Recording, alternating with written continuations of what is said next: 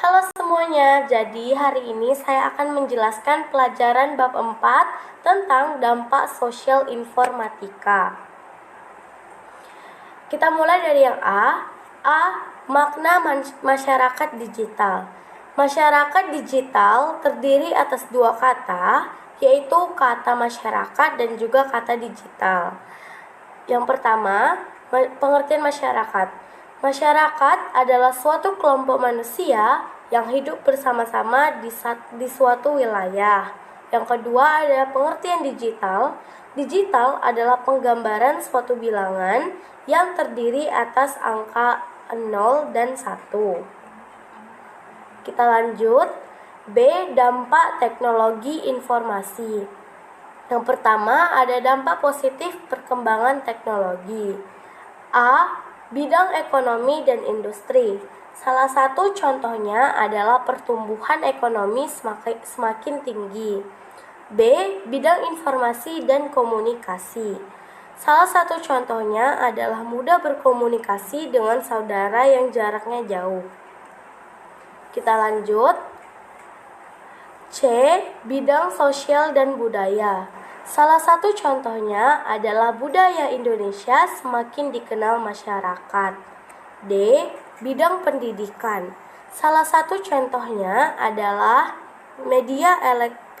adanya media elektronik sebagai sumber ilmu dan pusat pendidikan. E. Bidang kesehatan. 2. Dampak negatif perkembangan teknologi. Yang pertama ada A. Bidang ekonomi dan industri. Salah satu contohnya adalah menimbulkan sifat konsumtif ataupun boros. B. Bidang informasi dan komunikasi. Salah satu contohnya adalah mulai beredar berita-berita hoaks. C. Ada bidang sosial dan budaya.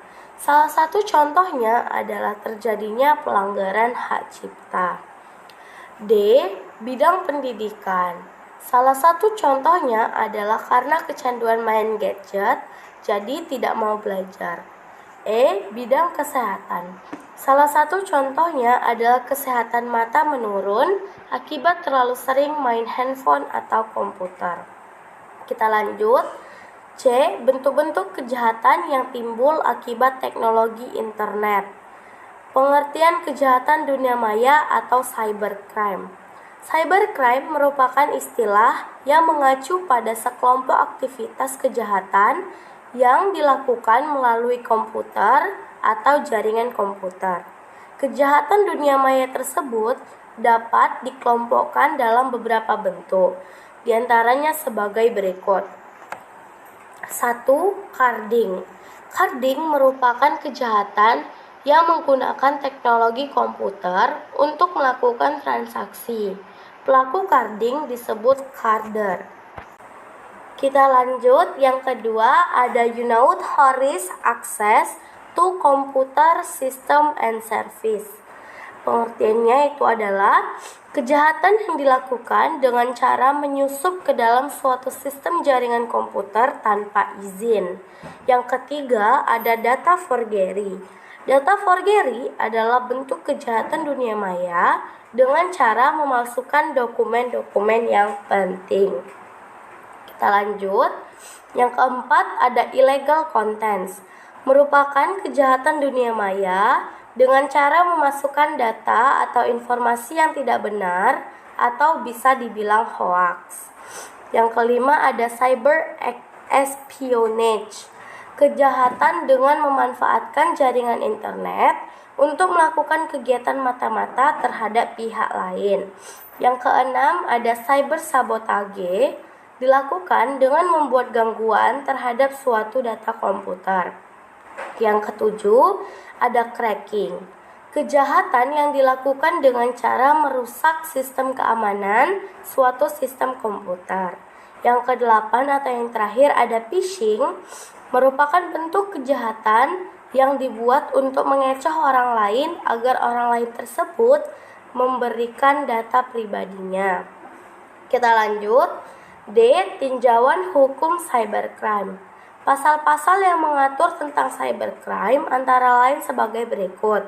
1.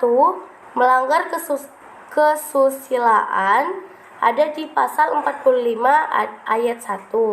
Kedua, ada perjudian ada di pasal 45 ayat 2. Yang ketiga, ada penghinaan atau pencemaran nama baik terdapat di pasal 45 ayat 3. Yang keempat, ada pemerasan atau pengancaman terdapat di dalam pasal 45 ayat 4. 5. Menyebarkan hoaks atau berita bohong terdapat pada pasal 45A ayat 1.